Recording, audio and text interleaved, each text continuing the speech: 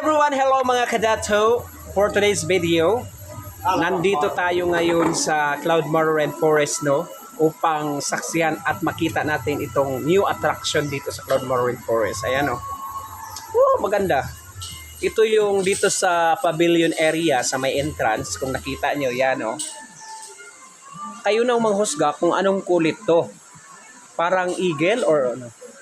Ano sa nga kulit, Brad? Dragon. Ha? Dragon o tiger. Dragon o tiger pala. Maganda siya.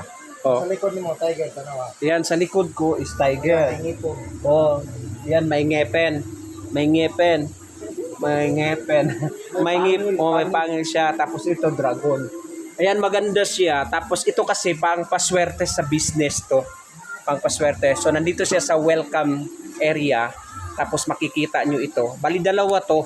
Bali dalawang attraction to dito. So, kung gusto nyo masaksihan at makita at makapapicture po kayo dito, puntahan nyo na si Cloudmore Rainforest upang masaksihan ninyo ang mga sightseeing dito at saka mga new attraction sa Cloudmore Rainforest. Upang ma-update po kayo, please like and share and follow sa Facebook page, Cloudmore Rainforest, para ma-update po kayo sa lahat ng mga pwede pang magawa dito sa Cloudmore Rainforest o mga attraction dito sa Cloudmore Rainforest. For more information, this coming February 14, mag-open na po yung dinosaur eating human natin at saka sky biking at saka horror bridge at saka zip line.